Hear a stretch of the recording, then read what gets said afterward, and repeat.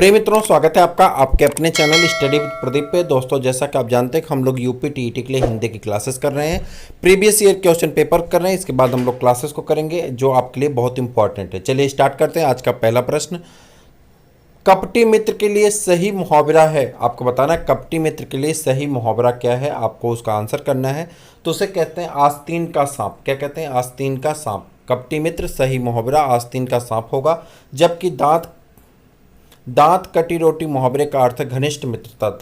दांत कटी रोटी का मतलब है घनिष्ठ मित्रता। ठीक है, आगे बढ़ जाएं तो यहाँ पे आपका आंसर क्या होगा? आस्तीन का सांप। यूपी ट्रिपल पीईटी की क्लासेस आपके लिए फ्री में चैनल पर रन कराई जा रही हैं। यदि आप चैनल को सब्सक्राइब नहीं किए तो सब्सक्राइब कर लीजिए, अपने दोस्तों को शेयर कर दीजिए और पीईटी की क्लास को ज्वाइन कर लीजिए, जो आपके लिए हेल्पफुल होगी। चलिए, इंद्रियों को जीतने वाले के लिए एक शब्द क्या है? इंद्रियों को जीतने वाले के लिए एक शब्द है जितेंद्रिय। क्या कहते हैं? जितेंद्रिय कहते हैं। क्या कहते हैं? जितेंद्रिय कहते हैं। इंद्रियों को जीतने वाला जितेंद्रिय कहलाता है।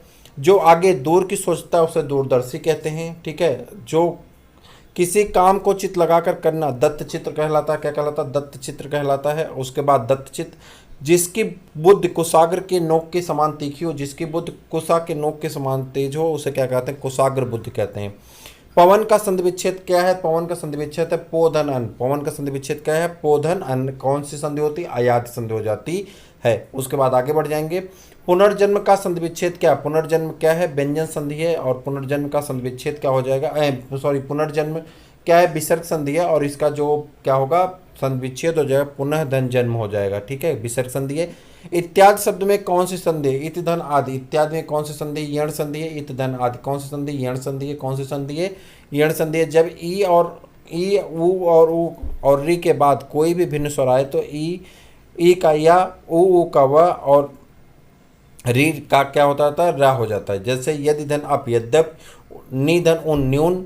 दीर्घ संधि, दो सवर्ण स्वर मिलकर के दीर्घ हो जाते हैं। यदि आ और आ, ई और ई, ऊ और ऊ और री के बाद वे ही हर्ष या दीर्घ स्वर आए तो दोनों मिलकर के आ, ई, ऊ और री हो जाते हैं। अन्न धन अभाव, अन्नाभाव। महाधन आशय, महाशय।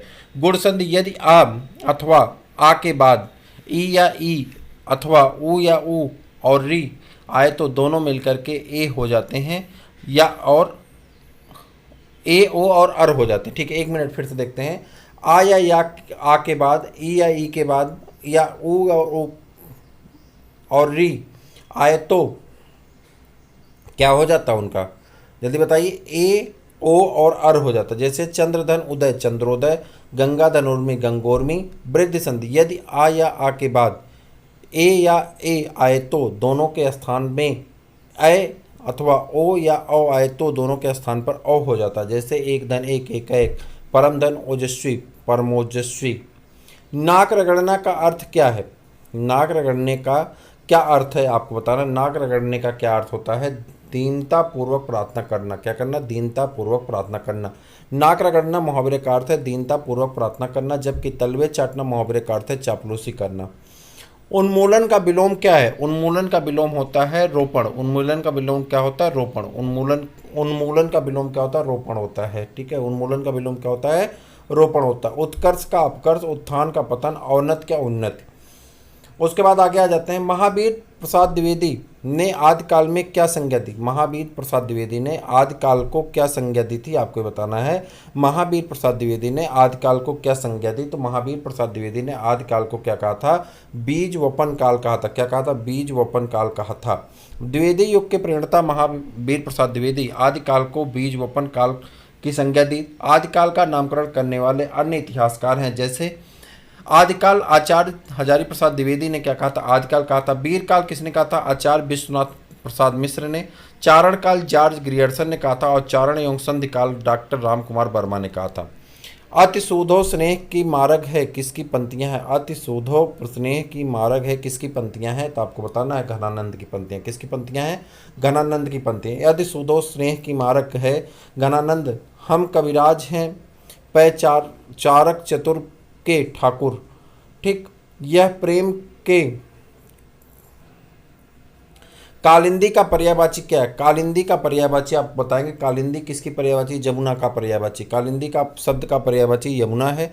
यमुना के अन्य पर्यायवाची अर्कजा, रवितनया, कृष्णा, जमुना, कालगंगा, रविसुता, सर्वसुता, भानुजा, तरण तनुजा तथा अर्कसुता आदि। लक्ष्मी का पर्यायवाची श्री, कमला, रमा, पद्मा, पद्मासना, इंदिरा, समुद्रजा, हरिप्रिया, क्षीरोद, तनया, भार्गवी और सिंधुसुता। सरस्वती के पर्यायवाची शब्द हैं भारती, शारदा, वीणा, गिरा, भाषा, इला, ब्राह्मी, वीणापति, बागीश, महाश्वेता, श्रीनिधात्री, बागेश्वरी तथा बाग्योधारी धात्री। गंगा के पर्यायवाची शब्द हैं भागीदारी, जाह्नवी, सुरसरी, देवसरी, त्रिपथगा, सुरध्वनि, नदीश्वरी, देवनदी, मंदाकिनी, अलकनंदा, देवपगा और विष्णुपरी। आधुनिक हिंदी साहित्य की पहली आत्मकथा के लेखक कौन माने जाते हैं? आधुनिक हिंदी साहित्य की पहली आत्मकथा के लेखक कौन माने जाते हैं? तो आपको बताना है कौन माने जाते हैं। बाबू श्याम सुंदर दास। कौन माने जाते हैं? बाबू श्याम सुंदर दास। आधुनिक हिंदी साहित्य की पहली आत्मकथा के लेखक बाबू श्याम सुंदर दास कृत मेरी आत्मकहानी को माना जाता है। हरिवंश राय बच्चन ने अपनी आत्मकथा 4 भागों में लिखी है, जो इस प्रकार है। क्या भूलूं क्या याद करूं 1969 में, नीट का निर्माण फिर 1970 में, बसेरे से दूर 1978 में तथा 10 द्वार से सोपान तक 1985 में हैं। देवेंद्र सत्यार्थी की आत्मकथा 2 भागों में प्रकाशित है। प्रथम भाग चांद सूरज की बीरन तथा दूसरी भाग नील याक्षिणी, जबकि सन 1941 में बनारसी दास जैन ने ब्रजभाषा पद में अर्थकथा की रचना की, जिसे हिंदी का प्रथम प्राचीनतम आत्मकथा माना जाता है। कार्य के आरंभ में ही विघ्न पड़ना किस मुहावरे का अर्थ है? कार्य के आरंभ में ही विघ्न पड़ना किस मुहावरे का अर्थ है? सिर मुड़ाते ही ओले पड़ना। सिर मुड़ाते ही ओले पड़ना। उसके बाद किस कवि को कवियों का कवि कहा जाता है? किस कवि को कवियों का कवि कहा जाता है? शमशेर बहादुर सिंह को। किस कवि को कवियों का कवि कहा जाता है? शमशेर बहादुर सिंह को। शमशेर बहादुर सिंह को कवियों का कवि कहा जाता है। शमशेर प्रेम और सौंदर्य के भी कवि हैं। शमशेर बहादुर सिंह नई कविता के प्रमुख कवि हैं। शमशेर बहादुर दूसरे सप्तक के कवि हैं। इनकी प्रमुख काव्य संग्रह कुछ कविताएं, कुछ और कविताएं चूकी भी हूँ नहीं मैं, इतना अपने वास, उदिता अभिव्यक्ति का संघर्ष, बात बोलेगी, काल तुमसे होड़ में मेरी, और कहीं बहुत दूर से सुन रहा हूँ, सकून की तलाश आदि है। दशरथ सुत त्यों लोक बखाना, दशरथ सुत त्यों लोक बखाना और राम नाम का मरम है आना किस रचनाकार की पंक्तियाँ हैं? तो ये आपको बताना किस रचनाकार की पंक्तियाँ हैं। तो आप कहेंगे किसकी है? कबीरदास की है। दशरथ सुत त्यों लोक बखाना, राम नाम का मरम है आना, कबीरदास की। साखी शब्दी दोहरा, कहीं किहनी अपखान, और भगति निरूपहि भगत कलि, निंदहि वेद पुराण, तुलसीदास का। केशव केसन अस करी, बैरहु जसन कराही, और चंद्र बदन मृगलोचनी, बाबा कहीं कहीं जाई, केशवदास की। बूझत श्याम कौन तू गोरी, और कहाँ रहत काकी है बेटी, देखी नहीं कहूँ ब्रज खोरी, सूरदास की रचना। किसकी है? सूरदास की है। चलिए, हिंदी का पहला पत्र है। हिंदी का पहला पत्र क्या है? उदंड मार्तंड है। कौन है? उदंड मार्तंड है। हिंदी का प्रथम पत्रिका उदंड मार्तंड 30 मई 1826 ईस्वी को कानपुर निवासी पंडित जुगल किशोर के संपादक में कलकत्ता से प्रकाशित हुई। उदंड मार्तंड में खड़ी बोली का मध्य देशी भाषा के नाम से उल्लेख किया गया है। उदंड मार्तंड के प्रकाशन दिवस को आधार मानकर 30 मई को राष्ट्रीय हिंदी पत्रकारिता दिवस मनाया जाता है। यह एक साप्ताहिक पत्रिका थी। बनारस अखबार का प्रकाशन सन 1845 ईस्वी में राजा शिव प्रसाद सिंह के संपादकत्व में प्रकाशित हुआ। यह एक साप्ताहिक पत्रिका तथा बनारस से प्रकाशित होती थी। हरिश्चंद्र मैगजीन का प्रकाशन सन 1873 में भारतेंदु हरिश्चंद्र के संपादकत्व में बनारस से होता था। यह एक मासिक पत्रिका थी। इतिहास तिमिर नाशक राजा शिव प्रसाद सिंह सितारे हिंद की गद्य रचना है। चिंतामणि किसका निबंध संग्रह है? चिंतामणि किसका निबंध संग्रह है? रामचंद्र शुक्ल का। किसका है? रामचंद्र शुक्ल का। किसका है? रामचंद्र शुक्ल का। चिंतामणि आचार्य रामचंद्र शुक्ल का निबंध संग्रह है। गुप्त निबंधावली निबंध संग्रह बाल मुकुंद गुप्त का है। साहित्य की विशेषताएं, समाज और साहित्य, कर्तव्य और सभ्यता आदि बाबू श्याम सुंदर दास का निबंध संग्रह है। अशोक के फूल, कल्पलता, मध्यकालीन धर्म साधना, विचार और वितर्क, विचार प्रवाह, कुटिज, साहित्य सहचर और लोक पर्व आदि हाजिरी प्रसाद द्विवेदी के संबंध संग्रह है। काशी नागरी प्रचारणी सभा की स्थापना किस वर्ष हुई थी? काशी नागरी प्रचारणी सभा की स्थापना कब हुई थी? 1893 ईस्वी में हुई थी। कब हुई थी? 1893। काशी नागरी प्रचारणी सभा की स्थापना सन 1893 ईस्वी में हुई थी। इसके संस्थापक अध्यक्ष बाबू श्याम सुंदर दास, राम नारायण मिश्र और शिव कुमार सिंह आदि थे। यह वाराणसी में स्थापित है, जबकि नागरी प्रचारणी पत्रिका की स्थापना सन 1896 ईस्वी में द्विवेणी प्रसाद के संपादकत्व में हुई। यह एक त्रैमासिक पत्रिका है जो काशी से प्रकाशित होती है। प्रेम सागर किसकी रचना है? प्रेम सागर किसकी रचना है? तो आप कहेंगे लल्लू लाल जी की। किसकी है? लल्लू लाल जी की रचना है। प्रेम सागर लल्लू लाल जी की रचना है।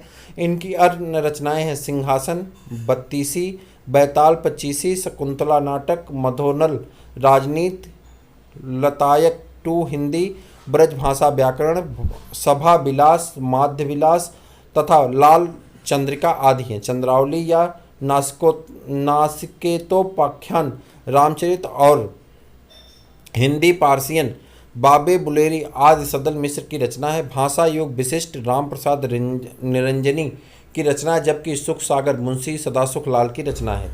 व्युत्पत्ति के आधार पर संज्ञा के कितने भेद होते हैं? व्युत्पत्ति के आधार पर संज्ञा के कितने? 5 भेद होते हैं। व्युत्पत्ति के आधार पर संज्ञा के कितने भेद होते हैं? 5 भेद होते हैं। व्यक्तिवाचक संज्ञा, भाववाचक संज्ञा, द्रव्यवाचक संज्ञा, जातिवाचक संज्ञा और समुदायवाचक संज्ञा।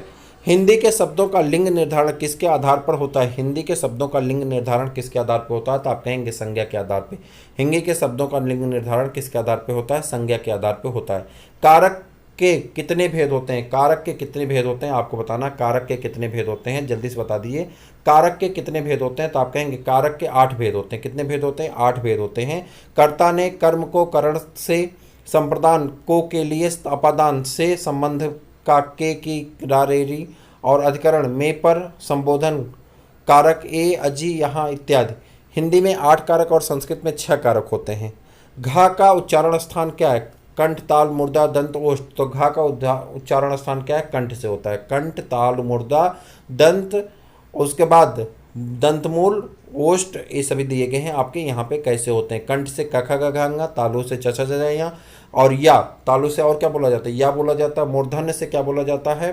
ट ठ ड ढ ढ, और वा बोला जाता है। दंत से क्या बोला जाता है? त थ द ध, और वत्स या दंतमूल से ना सरला बोला जाता है। उसके बाद ओष्ठ से, दोनों ओठों से प फ ब भ म बोला जाता है। दंतोष्ठ से व और फ बोला जाता है। स्वरी यंत्र की कल्य से हा बोला जाता है। 6 वर्ण किसके योग से मिलकर के बना है? का और खट्टी सा के योग से मिलकर के किसका निर्माण होता है? 6 वर्ण का निर्माण होता है। त्रा का निर्माण किससे होता है? ता और रा से हुआ। जा और ज्ञा से, जा और यहाँ से किसका? ज्ञा का हुआ है। सा और रा से स्रा का हुआ है। ठीक है। शुद्ध वर्तनी का चयन कीजिए। शुद्ध वर्तनी का चयन यहाँ पे अपृश्यता, सी वाला ऑप्शन सही लिखा गया। अपृश्यता, सी वाला आंसर आपका क्या लिखा गया है? सही लिखा गया। कवि का स्त्रीलिंग क्या होता है? कवित्री होता है। क्या होता है? कवित्री होता है। क्या होता है? कवित्री होता है। तो कवित्री आपका ऑप्शन सी सही है। और उसके बाद तरण का पर्यायवाची शब्द क्या है? तरण का पर्यायवाची आपको शब्द बताना। तरण का पर्यायवाची शब्द क्या होता है? सूर्य होता है। तरण के अन्य पर्यायवाची शब्द हैं रवि, भानु, दिनकर, दिवाकर, भानुकर, प्रभाकर, सविता, पतंग आदि इत्यादि। नदी का पर्यायवाची शब्द सरिता होता है। निर्झरण, तरंगिनी, पश्चिनी, तरणी, स्रोतस्विनी, लहरी, आपगा, सरी, तरंगवती, और उसके बाद लहरमाला, नदियाँ तथा तकिया होती। युवती के पर्यायवाची शब्द है सुंदरी, श्यामा, किशोरी, तरणी, नव योजना, नवड़ा, यौवनवती तथा रमणी है। नाम के पर्यायवाची शब्द हैं ख्यात, बढ़ाई, कीर्ति, यश, प्रसिद्ध, मशहूरी, शोहरत आदि। मीन का पर्यायवाची शब्द क्या है? मीन का पर्यायवाची शब्द क्या है? मत्स्य। क्या है? मीन का पर्यायवाची शब्द क्या है? मत्स्य। मीन का पर्यायवाची शब्द मत्स्य है। मीन के अन्य पर्यायवाची शब्द हैं सफली, झस, जल और जीवन आदि हैं। विभावरी का पर्यायवाची शब्द है रात, रैन, रात्रि, रजनी, निशा, निशीथ, यामिनी, सरवरी, तमी, त्रिवामा, तमिश्रा, तमिश्रा और विभा आदि। दिए हुए शब्दों में भिन्न अर्थ वाला शब्द क्या है? दिए हुए शब्दों में भिन्न अर्थ वाला शब्द क्या है? भार्या है। आत्मजा, नंदिनी और कन्या ये पुत्री का है और किसका है? पुत्री का है। और सी जो यहाँ पे है किसका है? भार्या। भार्या मतलब क्या होता है? भार्या मतलब होता है पत्नी। तो भार्या किसका है? पत्नी का है। ठीक है। अनुपम का पर्यायवाची शब्द क्या? अनुपम का पर्यायवाची हो जाता है अद्वितीय। अनुपम का पर्यायवाची क्या है? अद्वितीय, अनूठा, अपूर्व, अनोखा इत्यादि। कान का कच्चा होना, कान का कच्चा होना मतलब सुनी सुनाई बातों पर विश्वास कर लेना, सुनी सुनाई बातों पर विश्वास कर लेना, एक क्या होता है कान का कच्चा होना। तो इस प्रकार से आज की इस प्रैक्टिस पेपर में हमारे 30 प्रश्न कंप्लीट होते हैं। मुझे उम्मीद है कि आपको बहुत पसंद आया होगा। अपने दोस्तों को भी शेयर करिए, लाइक करिए, सब्सक्राइब करिए। फिर मिलते हैं किसी और वीडियो में, तब तक के लिए इजाज़त दीजिए। जय हिंद।